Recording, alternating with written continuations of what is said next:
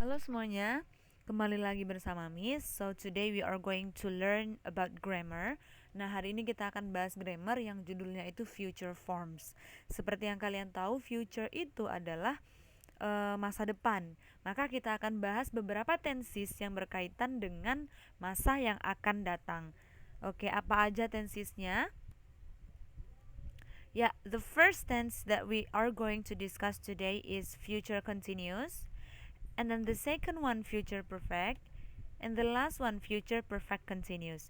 Jadi apa aja sih kira-kira perbedaan penggunaan dari tiga tenses ini? Bisa kita lihat di slide berikutnya. Yang pertama, kita ke future continuous.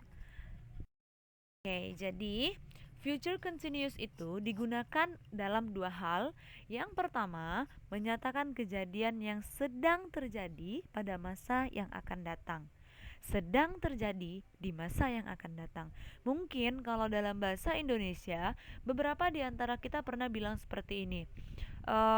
Bulan Desember tahun depan, aku akan sedang berlibur ke Bali.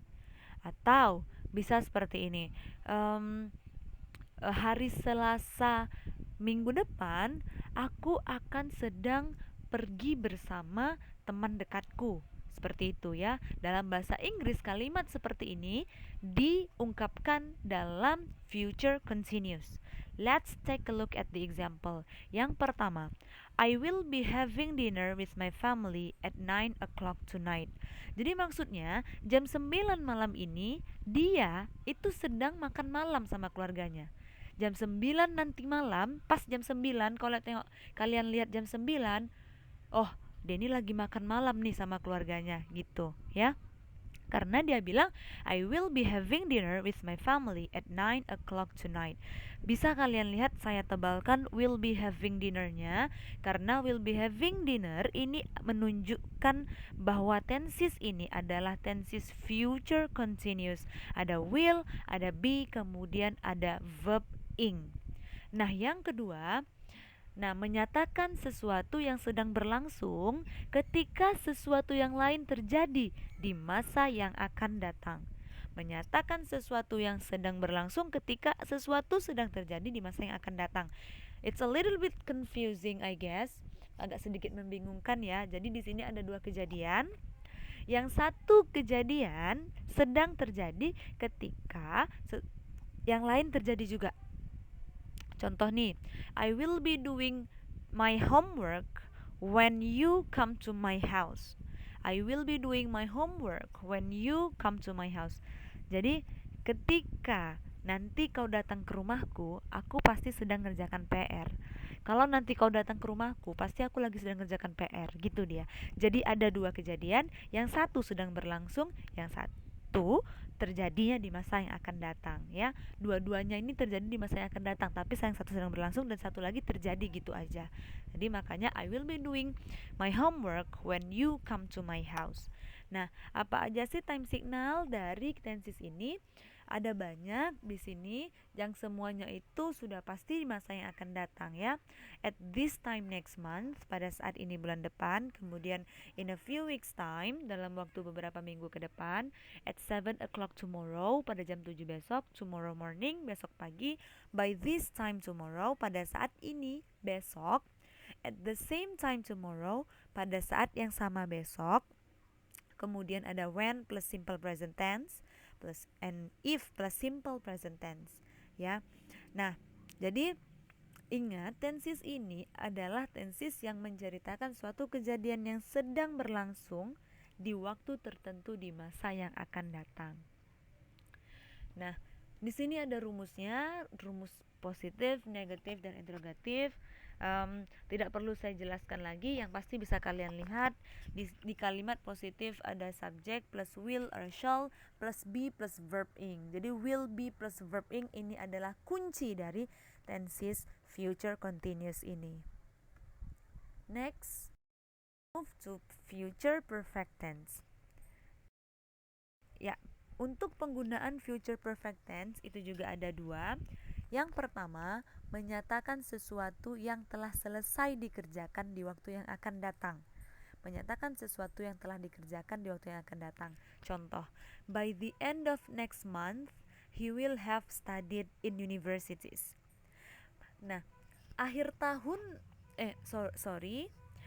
akhir bulan depan dia akan udah belajar di kampus gitu.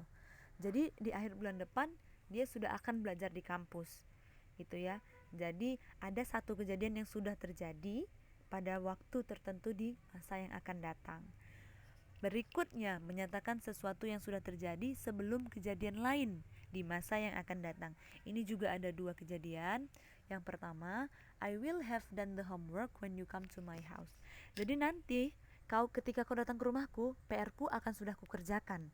Gitu. Jadi ada dua kejadian. Yang satu kejadian sudah selesai terjadi sebelum yang satu lagi terjadi, ya kan? Sebelum kau datang ke rumahku, PR-ku udah siap. Itu maksudnya. Sebelum kau ke rumahku, PR-ku udah siap. I will have done the homework when you come to my house. Itu maksudnya. Nah, tadi untuk yang di pertama, menyatakan sesuatu yang telah selesai dikerjakan di waktu yang akan datang. Contohnya gini, by the end of this year, I will have got married. Akhir tahun ini, aku sudah akan menikah. Itu maksudnya ya. Jadi contoh di sini, by the end of next month he will have studied in university. Akhir bulan depan aku akan sudah belajar di universitas, gitu maksudnya. Pokoknya akhir dari bulan ini aku akan sudah begini. Akhir minggu ini aku akan sudah begini. Itu adalah penggunaan dari tenses ini. Time signalnya ada banyak, bisa kalian lihat di sini. Ada 10 yang saya buat, mungkin bisa kalian perhatikan sendiri ya. Jadi tenses ini, time signal ini akan sangat membantu kalian dalam menjawab soal yang ada. Nah, berikutnya ini adalah contoh rumusnya, This is the formula. Bisa kalian perhatikan di sini. Will or shall have plus verb 3 is the main key of this tenses. Will, shall plus have plus verb 3 adalah kunci utama dari tenses ini.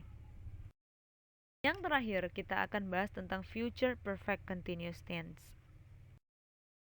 Ya.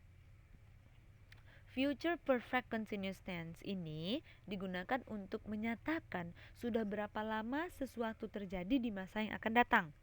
Contoh nih, by the end of next month, he will have been studying in universities for 3 years.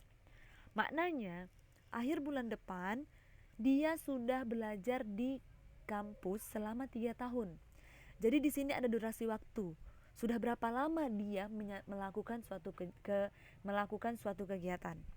Contoh yang lain, by the end of this week, I will have been staying in your house for 3 days.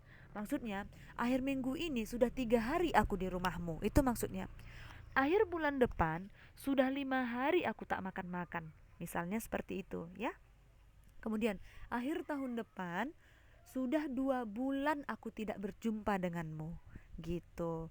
Jadi kalau kalian mau mengungkapkan kalimat seperti ini, sudah berapa lama kalian melakukan sesuatu di waktu tertentu, maka kalian bisa menggunakan menggunakan tenses future perfect continuous ini. Ya, jadi time signalnya bisa kalian perhatikan, by plus time plus titik-titik plus for plus time duration. Maksudnya, contohnya by the end of next year, ini time-nya, kemudian titik-titik ini apa yang akan kalian ceritakan, kemudian di sini ada time duration for 3 years.